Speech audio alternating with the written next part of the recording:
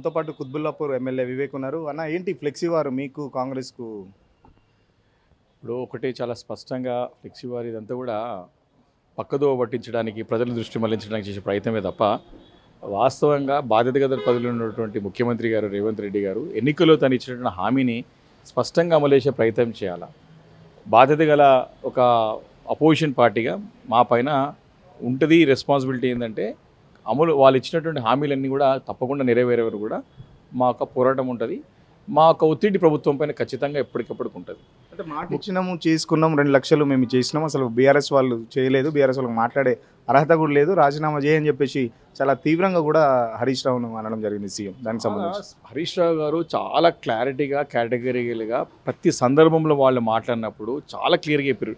December 9 అంటే జనవరి 9కి చేయాల్సినటువంటి డిసెంబర్ 9కి చేయాల్సినటువంటి రుణమాఫీ సోనియా గాంధీ గారి బర్త్డే రోజు 40,000 కోట్ల రూపాయలు చేస్తామని చెప్పేసి ఆ రోజు ముఖ్యమంత్రి ఎన్నికల హామీ ఇచ్చినారు.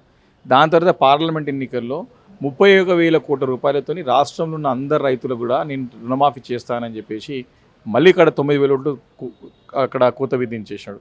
మళ్ళీ పార్లమెంట్ ఎలక్షన్స్లో వెళ్ళి ఆగస్ట్ 15 వరకు నాకు టైం ఇవ్వండి, దేవుళ్ళ మీద ప్రమాణం చేసి ఈరోజు చేసింది ఏంటండి? వాళ్ళొక హామీ ఏకకాలంలో 2 లక్షల రుణమాఫీ చేస్తాం రైతాంగానికి. 100 రోజుల్లో 6 గ్యారంటీలతో కూడినటువంటి 13 కాంపోనెంట్స్తో కూడినటువంటి 6 గ్యారంటీలు మేము అమలు చేస్తామని చెప్పినారు. దాన్ని అమలు చేయండి, నా ఒక పదవికి రాజీనామా చేస్తాను, ఎన్నికల్లో కూడా పోటీ చేయనని చెప్పి హరీష్ రావు గారు చాలా స్పష్టంగా చేసినారు. ఈరోజు చేశారండి. మీరు ప్రజలకు జవాబు చెప్పండి. దేవులపైన ప్రమాణం చేసి ప్రజలు వాళ్ళు నమ్మే పరిస్థితులు, ముఖ్యమంత్రి స్థాయిలో వచ్చినటువంటి వ్యక్తిని రేవంత్ రెడ్డి గారిని ప్రజలు నమ్మే పరిస్థితులు లేకుండే. ప్రజలు నమ్మాలంటే ఏం చేయాలి? వారు సహజంగానే వారికి క్రెడిబిలిటీ లేదు, వారి మాటలు నమ్మరు.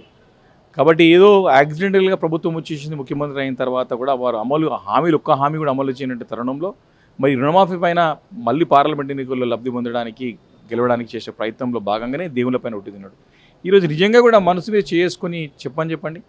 ఈరోజు ప్రతి గ్రామాన పోయేసి గ్రామ సభలు పెట్టేసి అందరికీ కూడా రుణమాఫీ చేశామని చెప్పి ధైర్యం కాంగ్రెస్ పార్టీకి ఉందా? ఈరోజు ప్రశ్నిస్తామని అడుగుతా ఉన్నారు.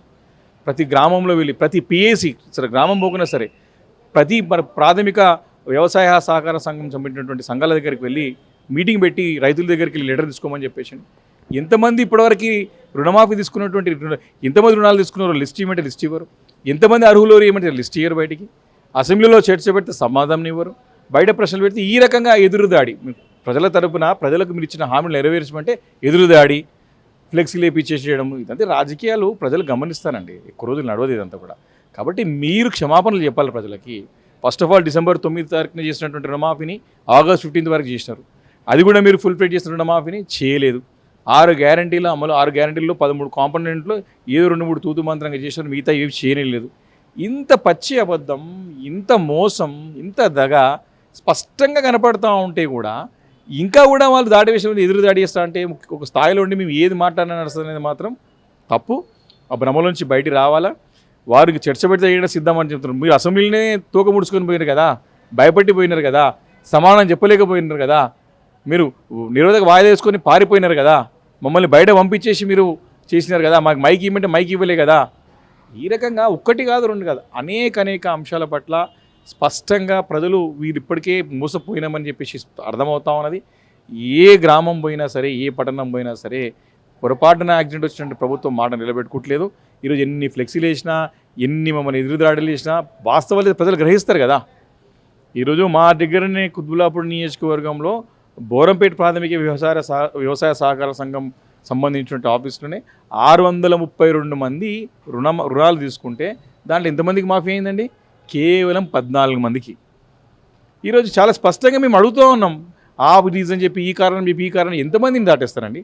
దాదాపు 40% 50% మందికి చేసిండ్రు, మిగతా 50% మందికి చేయలేదు, తప్పించుకునే ప్రయత్నం చేస్తూ ఉన్నారు. కాబట్టి దీన్ని ఖచ్చితంగా నిలదీస్తాం, దీనిపైన పెద్ద ఎత్తున ఉధృతమైన పోరాటం చేస్తాం. ఊరుకునే ప్రసక్తే లేదు. ఏ వేదికైనా సరే, ఏ ప్లాట్ఫామ్ల పైన కానివ్వండి. ఇప్పటికే మా దగ్గర కూడా బీఆర్ఎస్ భవన్లో కూడా హైదరాబాద్ నగరంలో మేము వాట్సాప్ నెంబర్ పెట్టి మేము ఎవరైతే రుణమాఫీ కానిటువంటి రైతులు ఉంటే తప్పకుండా మమ్మల్ని సంప్రదించవచ్చు, సమస్యలు చెప్పవచ్చు అంటే దగ్గర మాకు మొన్నటి వరకు 84,000 దాటినాయి దరఖాస్తులు. కాబట్టి ఇంకా రాబో రోజులు వస్తాయి. తప్పకుండా రైతులను తీసుకొని ముంగడ పెడతాం. అర్హత గల ప్రతి ఒక్క రుణమాఫీ రుణాలు తీసుకునే ప్రతి ఒక్క రైతుకి మాఫీ చేసే వరకు 2 లక్షల వరకు కూడా తప్పకుండా బీఆర్ఎస్ పార్టీతో పోరాటం చేస్తాం. ఈ ప్రభుత్వం మొడలు ఉంచుతాం. వాళ్ళు చేసే తప్పుడు ప్రచారం తిప్పి కొడతాం. గతంలో కూడా రైతులకు రుణమాఫీ చేసినప్పుడు కేసీఆర్ గారి ప్రభుత్వం ఆ రోజు 35 లక్షల మంది రైతులకి 17,000 కోట్లు ఆ రోజుల్నే మరి రుణమాఫీ చేసినారు. ఈరోజు 2 లక్షల రూపాయల రుణమాఫీని మరి 35,000 కోట్లు కావాలి కదా, అదే 17,000 కోట్లతో రుణమాఫీ చేసేసి తూతు మంత్రంగా ముగించేస్తారా? కాబట్టి ఇవన్నీ కూడా అంకెలతో పాటు అర్హులైనటువంటి రైతులది రుణాలు తీసుకున్నటువంటి రైతులందరితో పాటు లిస్టు ఖచ్చితంగా రాబో రోజుల్లో తీసుకుంటాం. ఖచ్చితంగా ప్రజాక్షేత్రంలో పెడతాం, ఎండగడతాం, వారిని నిలదీస్తాం. బీఆర్ఎస్ పార్టీ గతం ₹1,00,000 రుణమాఫీ చేసింది. బట్ కాంగ్రెస్ 2 లక్షల రుణమాఫీ చేసిందంటూ రైతులను అందరినీ మోసం చేసింది. దీనికి సంబంధించి భవిష్యత్తులో ఈ రుణమాఫీకి సంబంధించి పెద్ద ఎత్తున కూడా పార్టీ తరపున ప్రభుత్వం మీద ఉద్యమిస్తామని చెప్పేసి ఎమ్మెల్యే చెప్తున్నారు. కెమెరా పర్సన్ రాజుతో సురేష్, సిగ్నల్ టీవీ, తెలంగాణ భవన్ నుంచి.